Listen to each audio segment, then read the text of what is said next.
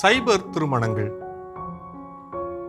ஒரு கிளிக், ஒரு ப்ரொஃபைல், ஒரு சிரிப்பு புகைப்படம். இணையவழி திருமணங்கள் பற்றி கேள்விப்பட்டதுண்டா? இந்த டிஜிட்டல் யுகத்தில் உங்கள் மகன் அல்லது மகளுக்காக நீங்கள் தேர்வு செய்கின்றவர் உண்மையிலேயே நல்லவரா?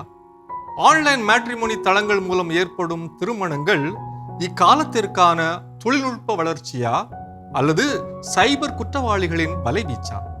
அதற்கான பதிலை வலை உலகத்தில் அருள்வாக்கின் ஒளியில் தேடுவோமா? அருள்வாக்கு பகுதி, தொடக்க நூல் 29. லாபானுக்கு 2 புதல்வியர் இருந்தனர். மூத்தவள் பெயர் லேயா, இளையவள் பெயர் ராக்கேல். லேயா மங்கிய பார்வை உடையவள், ராக்கேலோ வடிவழகும் எழில் தோற்றமும் உடையவள். யாக்கோபு ராக்கேலை விரும்பினார். எனவே அவர், உம் இளைய மகள் ராக்கேலுக்காக 7 ஆண்டுகள் உம்மிடம் வேலை செய்கிறேன் என்றார். அதற்கு லாபான், அவளை அந்நியன் ஒருவனுக்கு கொடுப்பதை விட உனக்கு கொடுப்பதே மேல் என்றான். ஆயினும் இவ்விவிலிய நிகழ்வில் யாக்கோபு 7 ஆண்டுகள் வேலை செய்த பிறகு கூட அவர் விரும்பிய ராக்கேலை மனம் செய்து வைக்காமல் அவருடைய மாமன் லாபான் ஏமாற்றி ஆள்மாறாட்டம் செய்து ராக்கேலுக்கு பதிலாக மூத்தவள் லேயாவை ஏமாற்றி திருமணம் செய்து வைத்தான் என்பதை காண்கிறோம். காலங்கள் மாறினாலும் கோலங்கள் மாறுவதில்லை.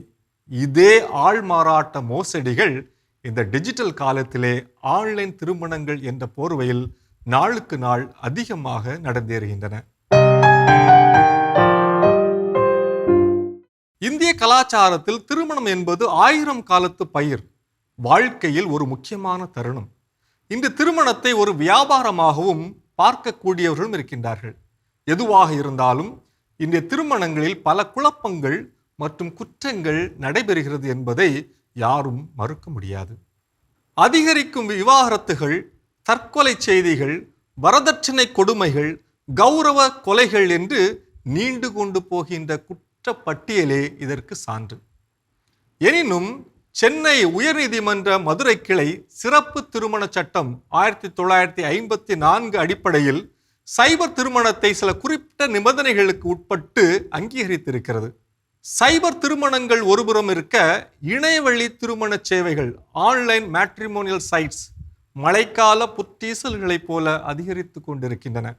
இணைய சேவை வழியாக நடைபெறும் திருமணங்கள் மற்றும் அதன் நீடித்த தன்மை குறித்த ஆய்வு இன்று மிக அதிகமாக தேவைப்படுகிறது.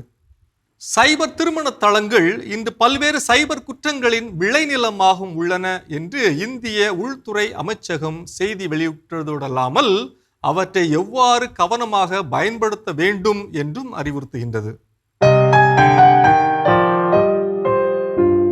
ஒரு மேட்ரிமோனியல் இணையதளத்தில் தங்கள் தரவுகளை பதிவு செய்வதற்கு முன்பாக அத்தளத்தின் உண்மைத்தன்மையை மறுசீராய்வு செய்து பார்க்க வேண்டும். இத்தளங்களின் வழியாக சந்திக்க விருப்பம் தெரிவிக்கின்றவர்களை மறைமுகமான இடத்தில் தனிமையில் அல்லாமல் பொது இடங்களில் துணையாளர் ஒருவரின் உடனிருப்போடு சந்திப்பது நல்லது. இவ்வகை இணையதளங்களில் அறிமுகமாகின்ற மனிதர்கள் பற்றிய விவரங்களை நண்பர்களோடும் அல்லது பெற்றோரோடும் பகிர்ந்து கொள்ளலாம். மேட்ரிமோனியல் இணையதளத்தின் வழியாக அல்லது சமூக ஊடகங்கள் வழியாக சந்திக்கும் மனிதர்களிடம் பணத்தையோ அல்லது அந்தரங்க புகைப்படங்களையோ பரிமாறிக் கொள்ளாமல் இருப்பது நல்லது. இணையம் ஒரு மனிதனின் வாழ்வில் எந்நாளும் நீடித்திருக்கின்ற உறவுகளை ஒன்றிணைக்கின்றது. முகம் தெரியாத 2 பேரை அறிமுகப்படுத்தி அவர்களை திருமணம் என்னும் உறவில் இணைக்கின்றது. எனினும் இதயங்களை இணைக்கின்ற இணையம் மோசடியில் ஈடுபடுவதை என்னவென்று சொல்வது?